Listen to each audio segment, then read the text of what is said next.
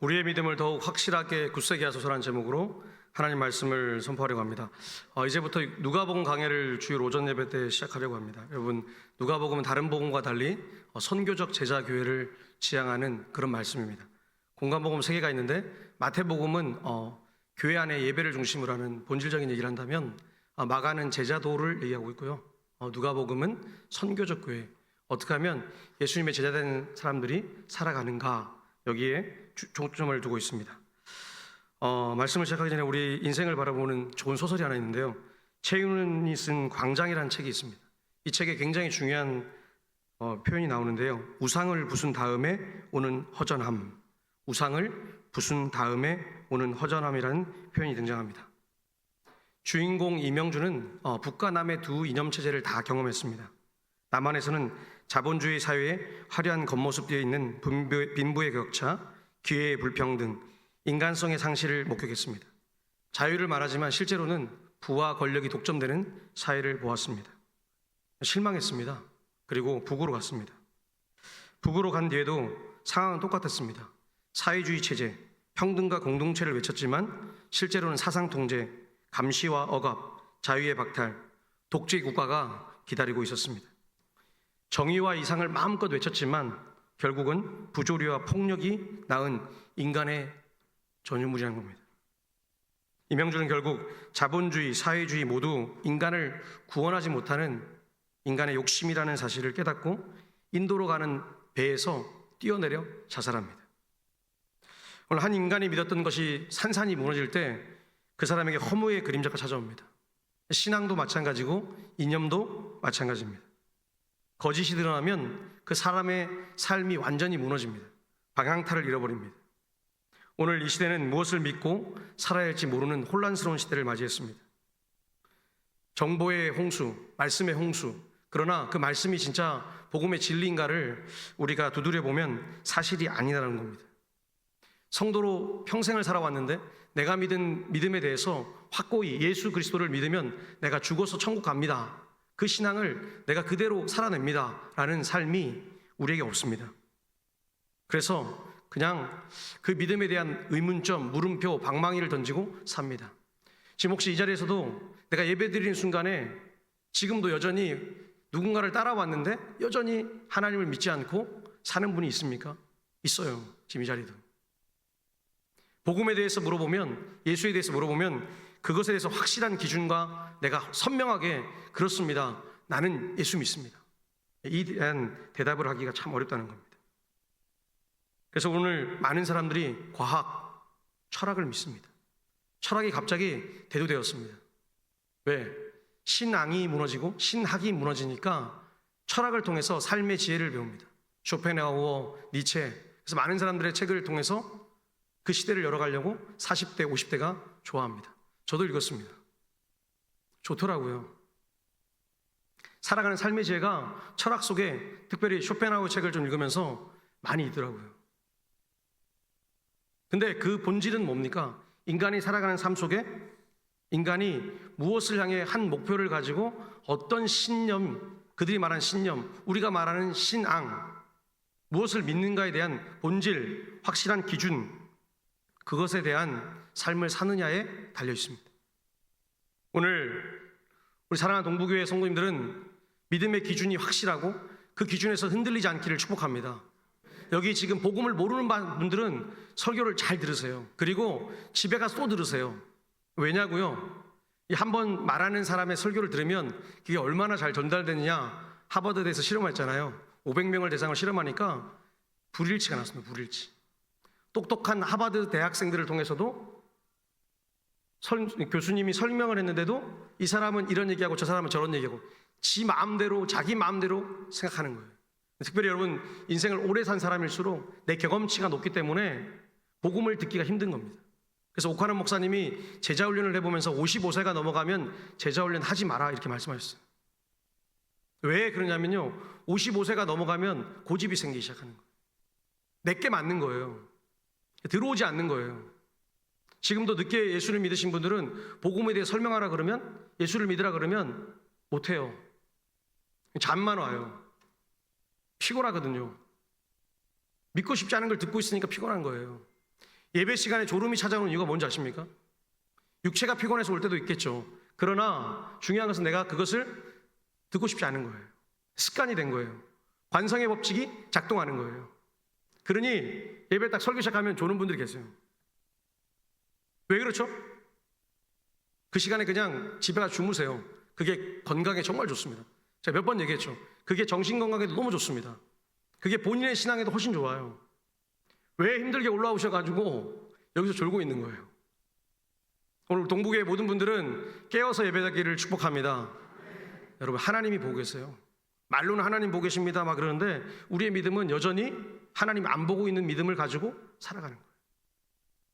우리가 제일 두려울 때가 언제입니까? 직분의 문제. 그죠? 교회 분들을 많이 만나면요, 나눠지는 이유 첫 번째가 뭐죠?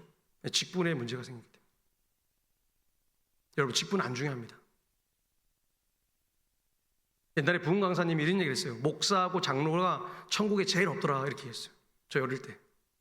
그래서 저는 모르니까 그냥 아멘, 할렐루야 뭐 하라니까 크게 앞에서 했죠.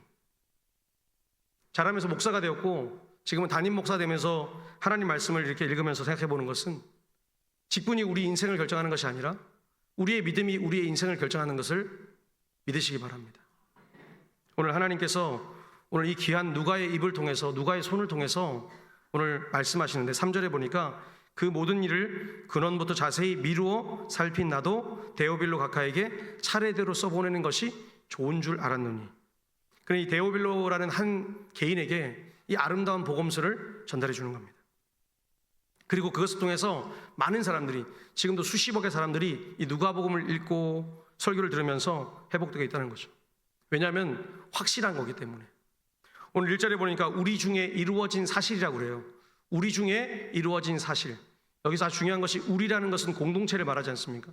교회라는 공동체 가운데서 사실, 객관적인 사실이 선포된 겁니다. 예수 그리스도가 오신 것도 객관적인 것이고 예수가 오셔서 기적을 베푸신 것도 객관적인 거예요.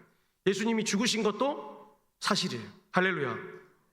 그리고 예수님이 부활하셔서 다시 오실 것도 사실이에요. 우린 그걸 믿는 거예요. 우리의 감정이 요동치는 것이 아니고요, 우리의 태도가, 우리의 생각이, 우리의 기분이 우리의 믿음을 결정하는 게 아니라 우리의 믿는, 선포하는 바 복음이 우리를 결정하는 거예요.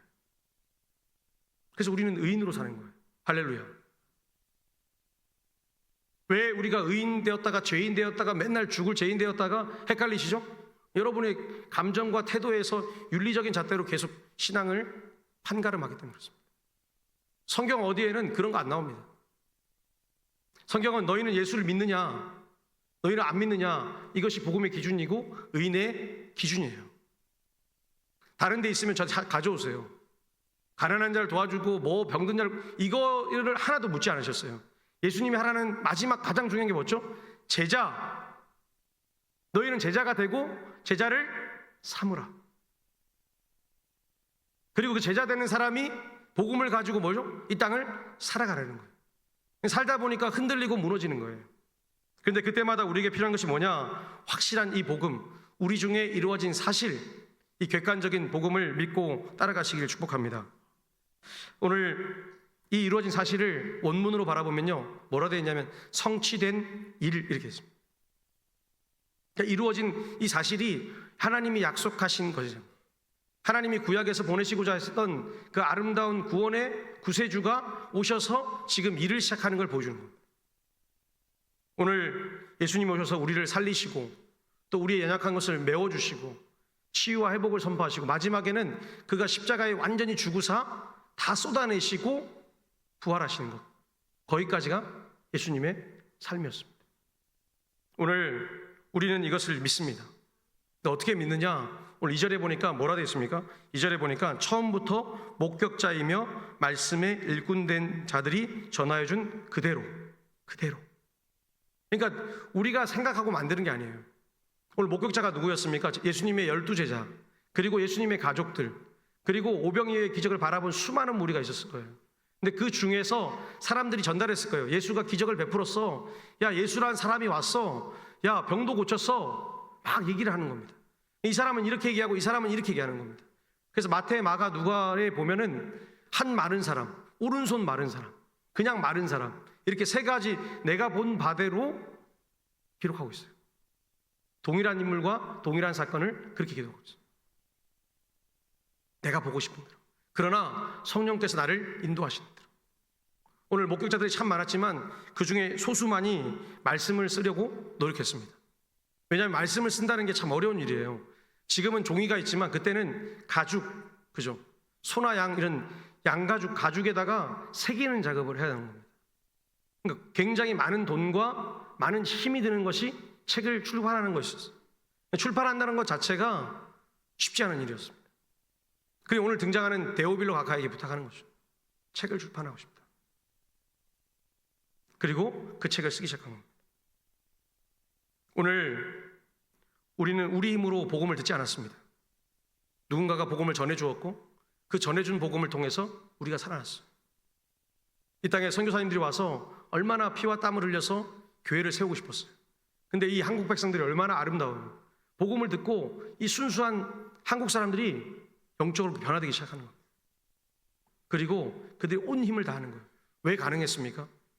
가장 힘든 시기였거든요. 나라가 혼란스럽고 이제 나라가 조금 있으면 망한다 그러니까 그 혼란스러운 시기에 그토록 바랬던 왕정 체제가 무너지고 그리고 새로운 나라가 생긴 것도 아니고 일본에게 식민지로 처참히 짓밟히는 시대가 열린다고 생각하니까 얼마나 참담하겠습니까? 그 혼란스러운 이명준의 마음, 광장에서의 그 두려운 마음이 모든 백성들에게 밀려왔을 때 선교사님들은 선포했습니다. 복음이 빛입니다. 예수를 믿으면 여러분의 삶이 변화됩니다. 오늘 우리의 모든 믿음의 근거는 바로 예수 그리스도부터 출발한 줄 믿습니다. 다른 근거를 대지 마세요. 내 신앙의 자랑, 연수, 나의 배운 바 아무 자랑 없습니다. 제가 제자훈련을 해보니까요, 학력의 차이가 없습니다. 열정의 차이가 있는 열정의 차이. 특별히 나이 드신 분을 좀 해보니까요, 열정의 차이가 너무 중요한 거예요. 여러분 50만 넘어가도 기억력이 가물가물해지잖아요. 60을 넘어가니까요, 이게 학력의 차이가 아무 필요 없습니다. 초등학교를 안 나온 권사님이나 대학을 졸업한 권사님이나 똑같은 거예요. 집에 가서 얼마나 열심히 목사가 가르친 대로 쓰고 공부해서 풀어오는 애가 중요한 거예요. 열정인 거예요.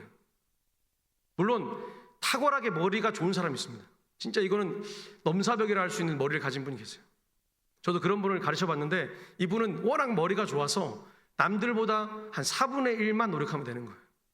근데 나머지는 다 비등비등한 거예요. 열정을 발휘하는 거예요. 목사가 얼마나 열심히 가르쳤으면 그것을 열심히 적어서 배워서 가져오는 거예요. 자기의 마음을 내려놓는 거예요. 겸손하게 하는 거예요. 못한다고 하지 않는 거예요. 끝까지 하는 거예요. 그러다 보면 제자훈련 3년간의 그 긴 시간 동안 끝나고 나면 웬만한 교회 전도사님보다 더 똑똑합니다. 그리고 더 많이 성경 구절을 외웁니다. 그래서 자신의 삶을 복음에 빠뜨립니다. 빠뜨려서 그 복음대로 사는 거예요. 여러분, 우리 건강한 교회가 뭡니까? 말씀이 올바로 선포되는 교회. 할렐루야. 네, 존 칼뱅이 얘기하지 않습니까? 그리고 권징이 살아있는 교회. 권징이 없는 교회는 무너지는 거예요. 권징이 없는 교회는 왜 무너지냐면 성도를 온전히 세우는 일을 하라고 목사를 보냈는데 말씀만 선포하고 성도가 삐딱하게 가고 잘못 가고 있는데 내비두면 어떻게 되겠습니까? 지옥 가는 거예요. 성례를 신실하게 시행하는 교회, 이게 건강한 교회의 세 가지 특징입니다. 근데 오늘날 많은 목사님들이 어떻게 설교를 했는지 가난한 자를 많이 도와주고 외로운 사람 만져주면 그게 건강한 교회라고 하는 성경에도 없는 얘기를 마음껏 짓거리고 있습니다. 우리 동부교회는 그런 교회 되지 않기를 소망합니다. 할렐루야. 성경에 나와 있는 대로 말씀이 올바로 선포되는 교회, 이걸 우리 신학 개혁주의 장로교 전통에서 여러분이 그렇게 좋아하는 질서 가운데서 끊임없이 외치는 것 중에 하나예요. 근데 실상은 어떻습니까? 교회들마다 안 그래요. 실상은 우리 교단의 이 좋은 정체성을 무시해버려요. 제가 이번에 감리교 목사님들을 만나니까 감리교 목사님들은 오히려 우리보다 더 존 칼뱅이나 이런 사람들 더 많이 연구하고 더 많이 설교하고 더 많이 따라가려고 그래요. 왜냐하면 감리교는 사회에 구제하는 것이 그들의 첫 번째 신학적인 대명제이기 때문에 그렇습니다. 우리는 오히려 거꾸로 하고 있는 거예요. 오늘 우리가 믿는 복음, 그리고 우리가 듣는 믿음, 이것은 하나님이 거저 선물로 주셨지만 그것을 잘 붙들고 지켜가는 데는 우리의 확실한 믿음을 말씀을 통해서 확인해야 될 줄 믿습니다. 그래서 말씀을 읽으라는 거예요. 매일 읽으라는 거예요. 한 절도 괜찮으니 매일 읽어서 그 말씀을 씹어내고 또 씹어내라는 거예요. 오늘 아침에 일부에 젊은 애들이 와서 너무 행복했습니다. 3명이 쪼르르 와 있더라고요. 의자를 막 발로 차고 막 이래도 설교하는데 좋았습니다. 근데 제 마음은 행복하지만 말씀을 들을 때 힘들었나 봐요. 오늘 이런 설교를 좀 하고 있었거든요. 얼마나 부담되겠어요. 그죠? 믿음을 똑바로 세우시고 세상에 막 중독을 주고 세상은 무너지게 만들고 지금 대한민국은 마약 중독의 시대가 되었고 깜짝 놀랄 일 아닙니까? 중고등학교 학생들이 마약을 사서 집중력을 위해서 먹는다는, 믿을 수 없는 이 시대가 된 거예요. 그때 우리가 유일하게 붙들어야 될 것은 하나님의 말씀인 줄 믿습니다. 여러분, 세상은 반드시 변해요. 그러나 이 진리 위에 여러분이 서 있으면 변하지 않습니다. 여러분, 왜 예배드릴 때 사도신경을 합니까? 성경 어디에 나오지 않는 것을 조합해가지고 사도들이 알도 아닌 사도가 아니에요. 정확히 말하면 사도 이후에 많은 신부 같은 사람들, 신학자 같은 사람들, 수도사들이 모여가지고 머리를 맞대고, 그래, 우리가 교회가 공동체가 모여서 고백할 유일한 고백을 만들어 봅시다. 이게 사도신경이에요. 여러분, 쭈쭈쭈 외우고 있는 그것이 성경에 나오지 않지만 우리가 믿음으로 계속해서 고백하는 거예요. 왜 고백하죠? 본디오 빌라도가 누굴 죽였습니까? 예수를 죽이라고 죽였어요. 우리가 죄에서 자유함을 얻었어요. 어떻게 해요? 예수님 때문에. 그래서 다른 사람의 죄도 허물도 용서하겠노라. 오늘 우리 동북회 가운데는 이 믿음의 신앙 고백을 매일 되새기기를 축복합니다. 이게 믿음의 시작인 거예요. 오늘 이 말씀, 너무나 듣고 싶은 이 말씀, 이 복음을 당대 사람들은 듣지 못했습니다. 당대 사람들은 이 복음을 제대로 듣지 못했습니다. 왜냐하면 이게 나중에 쓰였거든요. 예수님이 돌아가시고 부활하셔서 난 이후에 적어도 40년 후에 쓰인 책이 누가복음이에요. 가장 빠른 마가복음도 주 65년으로 봐요. 근데 이게 많은 사람들에게 손에 넘어가는 시대는 언제였습니까? 1500년대였습니다. 그러니 목사들, 그러니까 쉽게 말하면 신부들의 전유물이었어요. 여러분들은 성경 한 종이도 못 만져보는 거예요. 근데 오늘 우리 앞에 이렇게 성경이 바로 앞에 있습니다. 여러분, 한 주간 얼마나 열심히 성경을 읽으셨습니까? 그들은 손에 한번 만져보고 싶어서, 그 양피지를 붙잡고 싶어서 얼마나 갈망했습니까? 장미의 이름으로란 영화를 보면요, 거기에 사원을 쭉 타고 올라가요. 근데 아무나 못 가요. 누구만 갑니까? 대수도 원장만 가는 거예요. 대빵만. 다른 사람은 들어갈 수 없는. 그 위에 라틴어와 헬라어로 된 성경책이 있는 거예요. 그걸 한번 읽어보고 싶은 거예요. 어린 수도사가 읽어보고 싶은데 거기로 올라가는 순간 쫓겨나는 거예요. 오늘 여러분에게 주어진 이 말씀이 얼마나 대단하고 위력적이고 엄청난 것인가를 여러분 잘 새기셔야 될 줄 믿습니다. 매일 사랑하셔야 되겠죠. 읽으면서 기뻐해야 되겠죠. 그래서 참 재밌는 게, 왜 은혜의 수단은 말씀, 성례, 기도예요. 그러니까 말씀, 성례, 기도로 나가는데 기도가 건강한 교회에서는 빠지는 거예요. 그리고 뭐가 있죠? 건징이 툭 들어오는 거예요. 왜 그럴까요? 우리가 얼마나 연약한가를 아는 거예요. 우리 안에 얼마나 연약한 게 많습니까? 그러니 말씀이 선포되고 삶을 살아가다가 성례를 받으면서도 우리가 죄를 먹는다 그러잖아요. 선포하잖아요, 목사가. 지금 이 순간에, 성례가 되는 순간에 여러분들이 죄를 지은 게 있으면 철저히 회개하고 지금 참여하십시오라고 권고하잖아요. 근데 얼마나 많은 사람들이 그렇게 참여할까요? 제가 한 50명 되는 교회에, 미국 교회 가서 성례를 이렇게 참여해봤습니다. 큰 포도주에 빵에 이렇게. 근데 그걸 이제 입 대고 마시려고 그러니까 두려운 거예요, 솔직히. 처음 해보니까요. 근데 그들은 그렇게 하면서 우는 분도 나오고 우는 사람이 있으니 서로 끌어안고 기도를 해주더라고요. 한 사람씩 앞으로 나와서 이렇게 다 하더라고요. 진짜 성례가 거룩하게 집행되는 거예요.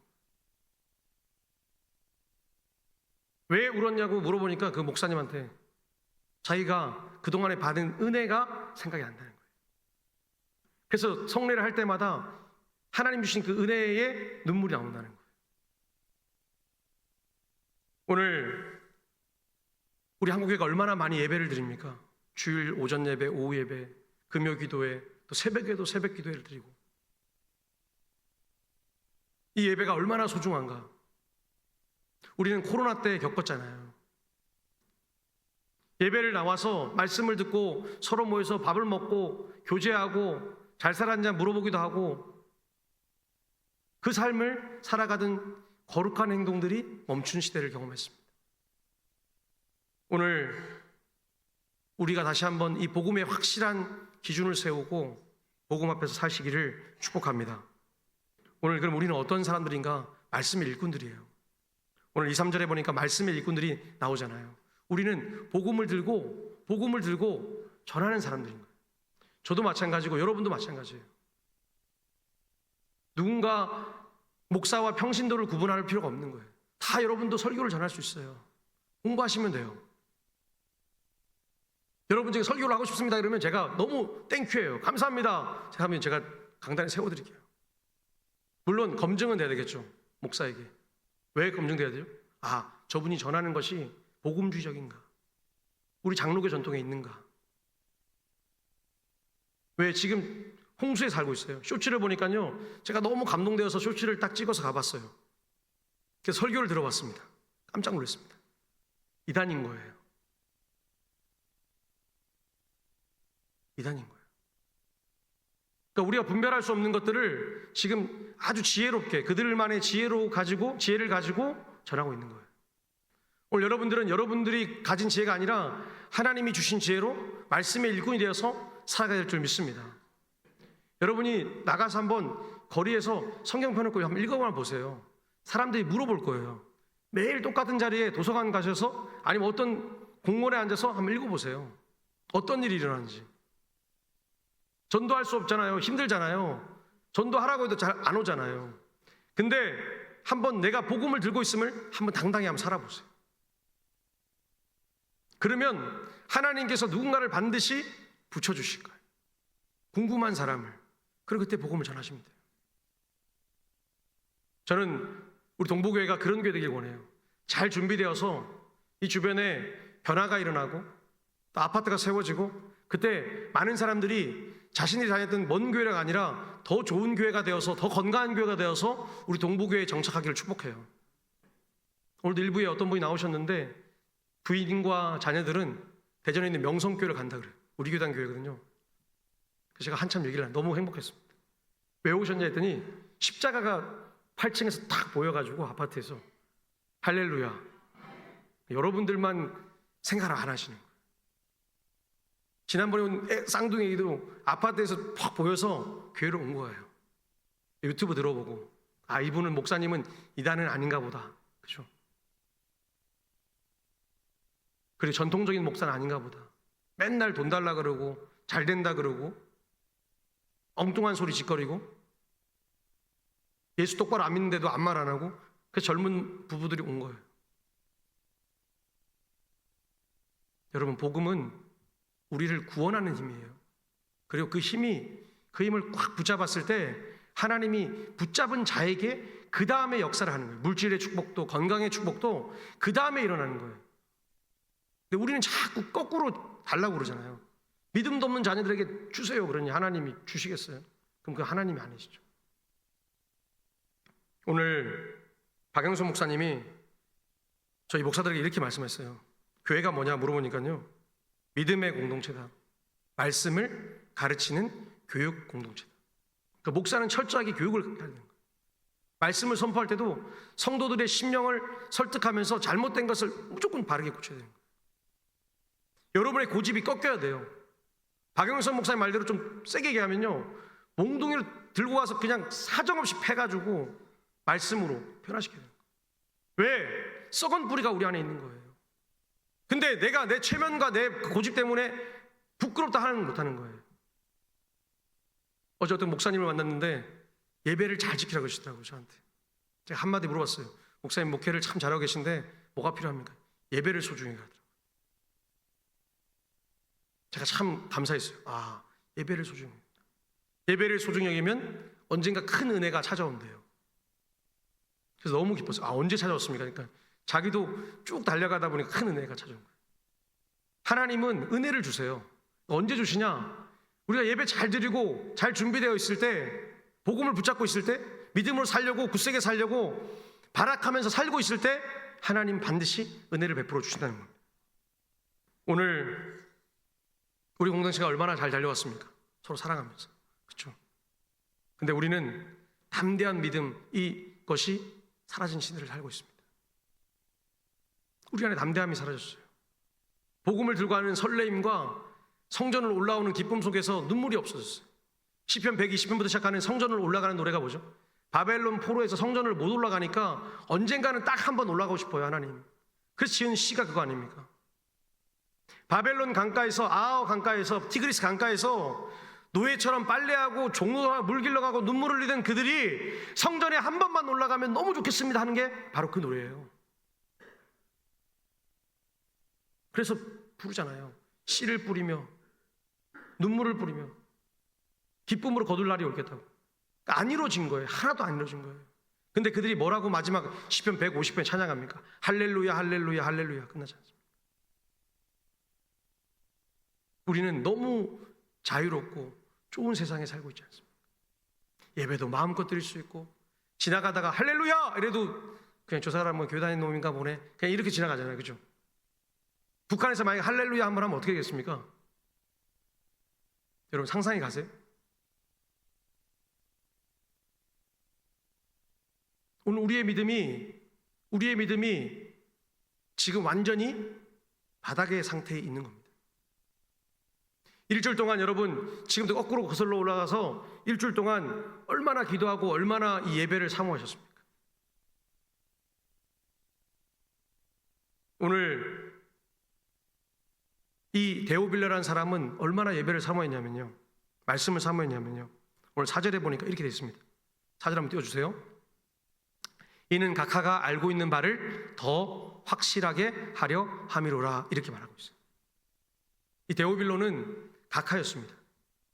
로마 제국의 총독 이상의 급이 되는 높으신 분. 그러니까 오늘날 말하면 한 나라, 미국 같은 데 장관이에요. 장관. 굉장한 힘을 가진 사람. 주지사겠죠. 주지사만 되어도 자기네 주의 마음껏 행정명령을 통해서 법을 정할 수 있습니다. 총독이니까 너무 높은 직책인데 가장 소수였고 핍박당했고 이교도라 불렸던 예수를 믿는 종교, 그때 당시 기독교는 말이 없으니까요, 예수를 따르는 자 무리 속에 들어있는 거예요. 두려웠을까요? 행복했을까요? 두려웠겠죠. 내가 총독인데 어디 가다 실수로 내 마음속에서 말하다가 야, 나 예수 믿어 그러면 밑에 있는 사람이나 다른 친구들이 어떻게 하겠어요? 고발하겠죠. 나는 어떻게 되겠습니까?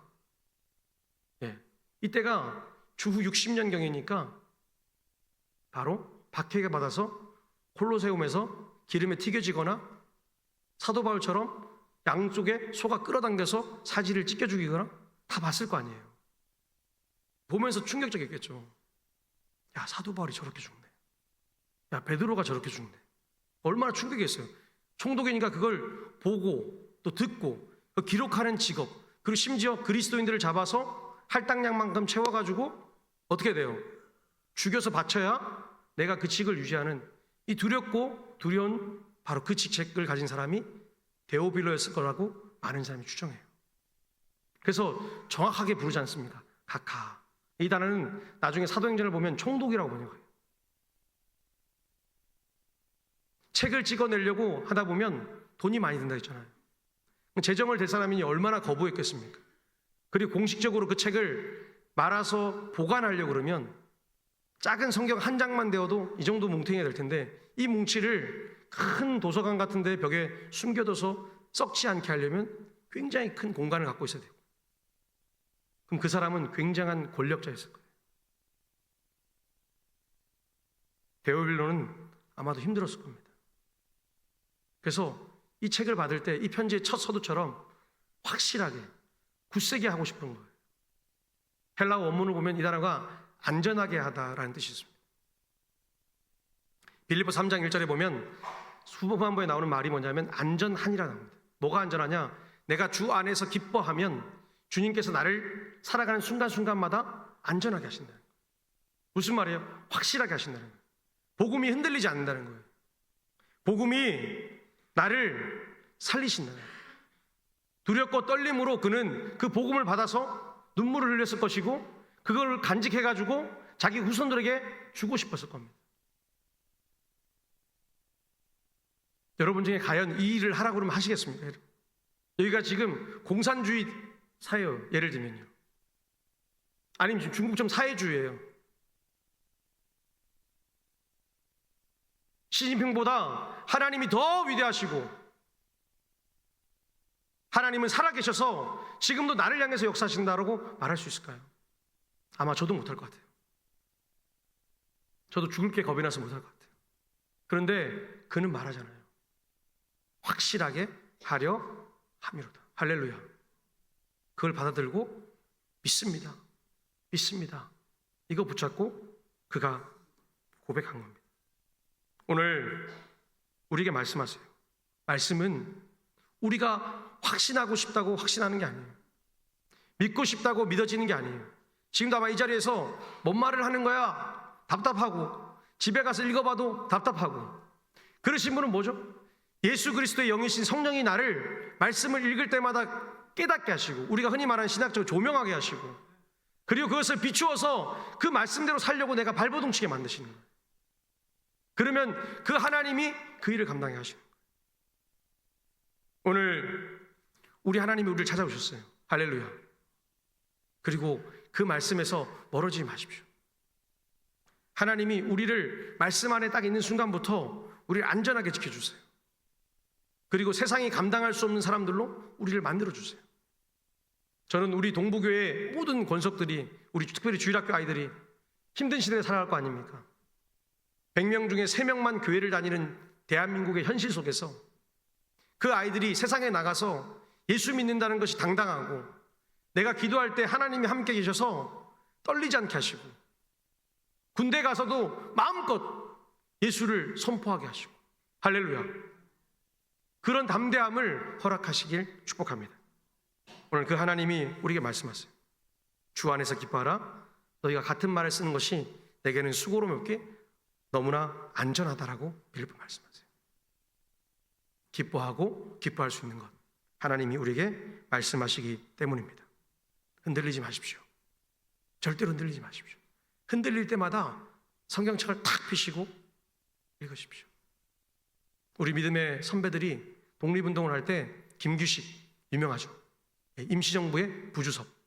언더우드가 어린 고아 4살짜리 만 4살 된 고아들을 한 30명을 데리고 왔어요. 사람들이 버린 아이들. 그 중에 한 사람이 김규식 선생님입니다. 가르쳤습니다. 첫 번째 신앙을 가르쳤어요. 교육을 가르쳤어요. 그랬더니 이분이 높은 직책에 올라갈 수 있지만 일제시대에 뭐 했습니까? 젊은 나이에 상해로 가서 독립운동을 합니다. 그러니까 이분이 가니까 그 밑에 있는 후학들이 다 따라간 거예요. 그리고 그가 교회도 다니고 독립운동도 하고 끝내 그 인생의 마지막도 아름답게 끝이 났습니다. 할렐루야. 우리는 그걸 보면 돼요. 역사가 보여주잖아요. 하나님을 따라가니까 하나님을 따라간 자리마다 그 사람들의 삶마다 다 뭐죠? 복된 거예요. 근데 중간에 변질되고 번절돼서 배반하고 하나님도 배반하고 나라도 배반한 사람들 보면 어떻게 됩니까? 손가락질 받잖아요. 매국노 이완용 보세요. 이완용은 가장 열심히 나라를 사랑했습니다. 그런데 1905년에 을사늑약이죠. 뭐 조약이라고 말하는데 그때 뭐 했죠? 제일 먼저 앞장서가지고 그죠? 사인하지 않습니까? 그 사람도 교회를 나갔어요. 왜? 영어도 배우고 일본어도 배우고 학문을 배우기 위해서는 교회를 가야 되니까요. 근데 신앙도 변절하고 나라도 배신했어요. 그 후손들이 어디에 있습니까? 우리나라에 못 들어오잖아요. 그죠? 창피해서. 캐나다, 미국에 있지 않습니까? 그 사람들 보고 우리가 한국 사람이라 그럽니까? 아니요. 우리 뭐라 그래요? 매국노라 그러잖아요. 그 후손이 무슨 잘못이 있겠습니까? 오늘 여러분의 믿음을 확고히 세우시길 축복합니다. 그러면 하나님이 여러분들을 꽉 붙잡아 주실 거예요. 그리고 오늘 말씀처럼 더 확실하게 한다. 오늘 제목처럼 우리를 더 굳세게 해주시옵소서. 할렐루야. 그 기도가 나의 기도가 되길 축복합니다.